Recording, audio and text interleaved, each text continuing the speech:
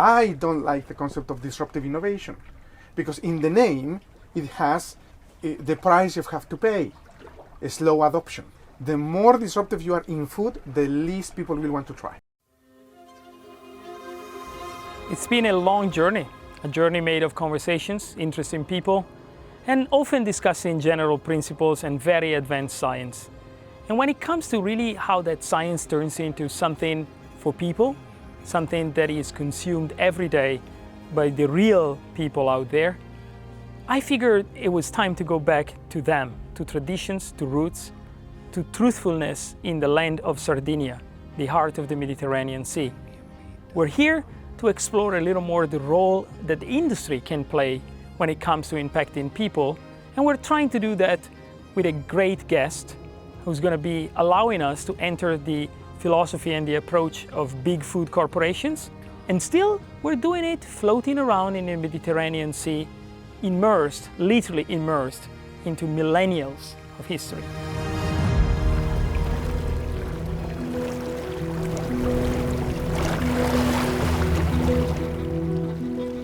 I think it's naive and a little bit unfair to expect the industry to be the one driving change just because they're big. Yeah? And I think they bear some responsibility. Governments also bear responsibility. Individuals also and societies also have responsibilities. So I think that social evolution has brought us to a place where it's very easy for the individual to push out responsibility. Yeah. And neoliberalism, capitalism also makes it easy for governments to kind of like wash their hands and say, well, let the market control itself. But it's also rooted in the beliefs of society that you cannot coerce with freedom. You cannot tell me what to eat. Yeah, but yet you expect all the privileges that come with a more social view of the world.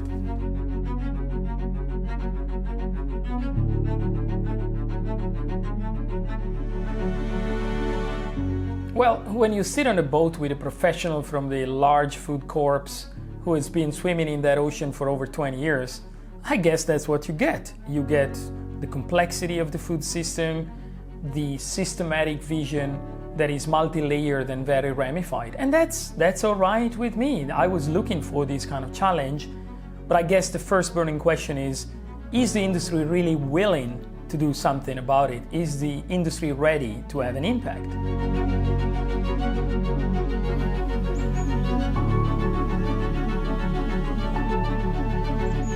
Well, I think that the challenge once again is going back to this systemic view of things. Embracing capitalism for a second, right? So that the change you want to see actually happens at the scale. Well, you need people to fall in love with what you're offering. Right? And I think that emotions are a big driver for action. Nostalgia is, the concept of nostalgia is what it is because it's filled with emotion, right? So how do we build these experiences in the products that we offer so that people have positive emotions, nice memories that make them come back? And if in the process we build foods that incrementally, not radically, incrementally, have an impact in CO2 emissions, water consumption, energy inputs, we can move towards the world that we want to see. But again, to get there, we need to understand a little bit more of the human condition, to understand how people use, misuse, and abuse the solutions that we bring to them. So, and the solution could be from a pasta sauce, or rice in a pouch, or a candy. So the provocative question here is, okay, cool. Really? Meaning, is the industry going to be able to cater to different communities who are changing and modulating all the time, being such a big machine? Yeah. And the reason for that is because, solutions that are relevant to people are atemporal.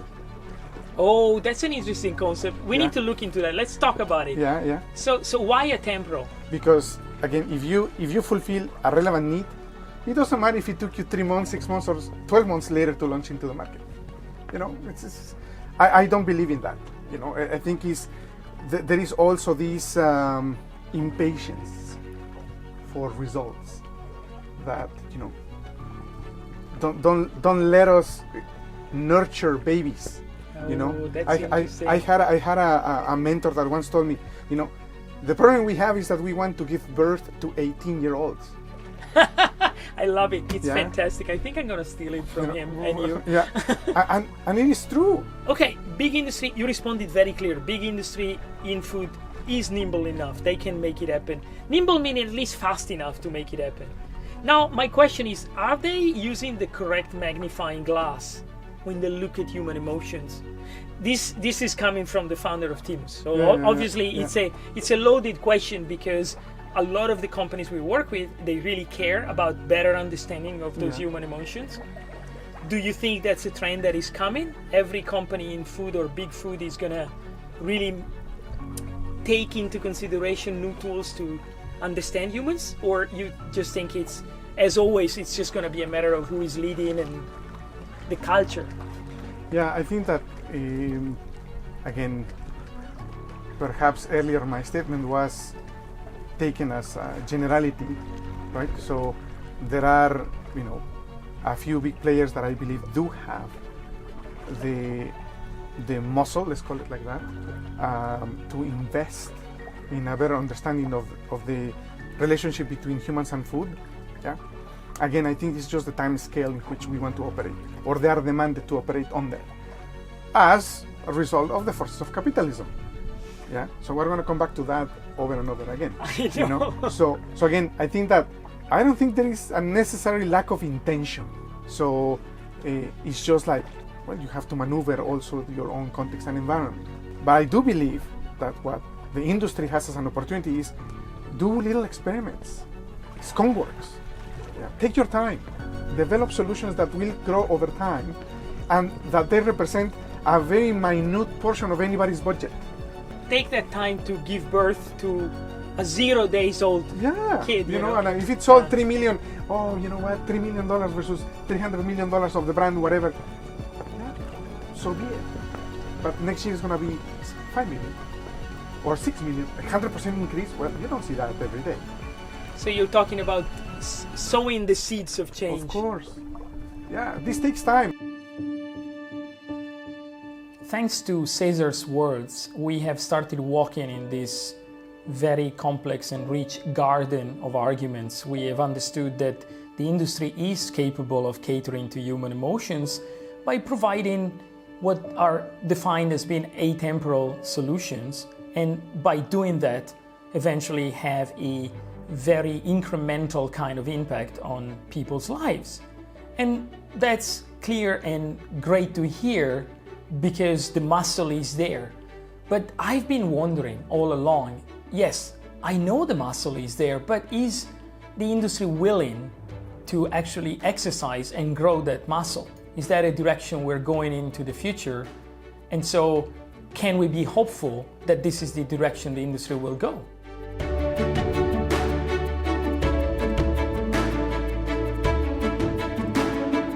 I think the short answer is yes. I'm actually not only optimistic, I'm very optimistic. Cool. Yeah. And the reason for that is, one is because I believe it.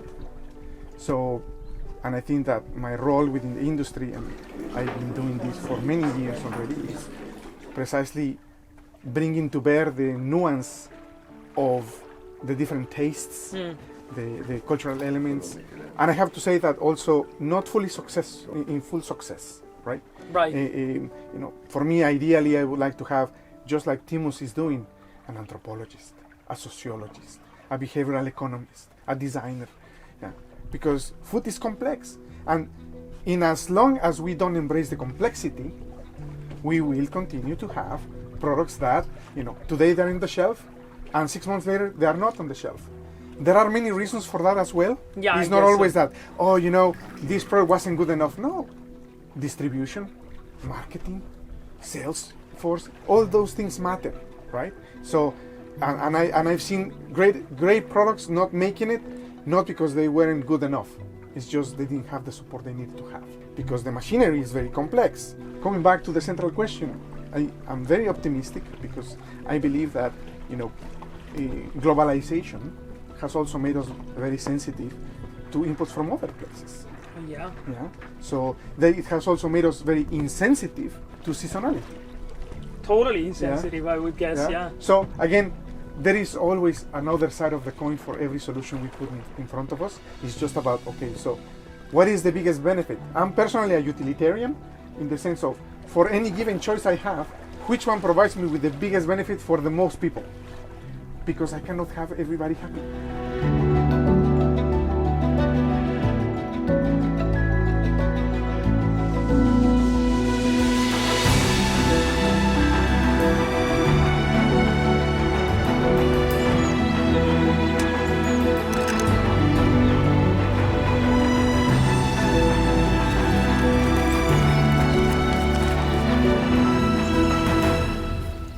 I don't like the concept of disruptive innovation because in the name it has the price you have to pay, a slow adoption. The more disruptive you are in food, the least people will want to try. Also, I beg to add something, which is in Italian we would often use the proverb, you throw away the baby with the bathwater. Meaning that sometimes disruptive innovation sounds a lot like throw everything away. I'm coming in with the new gospel, and I'm very wary of that, especially in food experiences where we have a lot of data at Thimus that shows how your memories and emotions in food are actually the product of stratification in your history, even as a population, not even just as an individual. We're starting to see correlation between epigenetics and food taste. That comes from your mother and your grandmother. So to me, it's like it blows my mind when they say disruptive innovation is like let's throw everything away, right? So I guess I'm totally there with you, and I sense the passion here. Inevitably, my question is, okay, Cesar, we're sitting here on this boat today. Let's make a time capsule. Just let's have fun. What is your biggest hope for food in the future?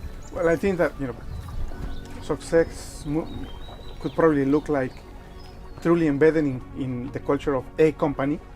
Forget about the industry. I think I'm also very, let's call it humble for a second, to understand my limits. Yeah, but if I could impact one key player in the food industry to embed, beyond design thinking. No, it's all this plethora of disciplines. Embed the human condition, and the acceptance of we are who we are because of thousands of years. How do we leverage that? Now this may sound a little Machiavellic. No. How do we leverage that rich heritage, those evolving contexts, and what's to come, in order to provide people with better solutions? And I call solutions because I don't like the word product. Because product, as I was telling you earlier, I think is too focused on what's inside the container. No, it's all about, let me give an example. The other day I received a sample from a plant-based company of a sausage. Right? So they sent it in the wrapper that you get from the butcher.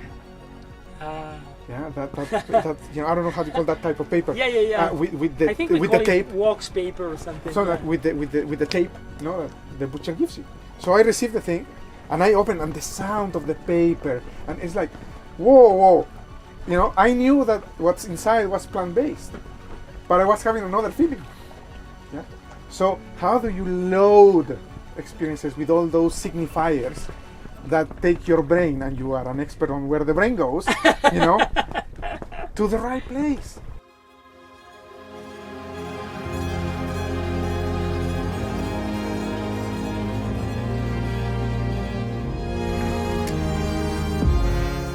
How do we take it to the right place? And what is this right place? Thanks to this further conversation, at the end of almost a year-long journey, I'm finally coming full circle. I'm realizing that the purpose of Thimus should be that of contributing to take humanity towards that right place, the place where food is emotion, the place where food is culture. And so maybe now that we've understood through different conversations how to approach science and philosophy and cooking and the industry, it's now time to go back to a real table and discuss how do we design fulfilling, emotional, food sustainable experiences for the future. And that to me, that's going to be my guiding light, and that's going to be the guiding light of Thimus as we move on into this never-ending journey.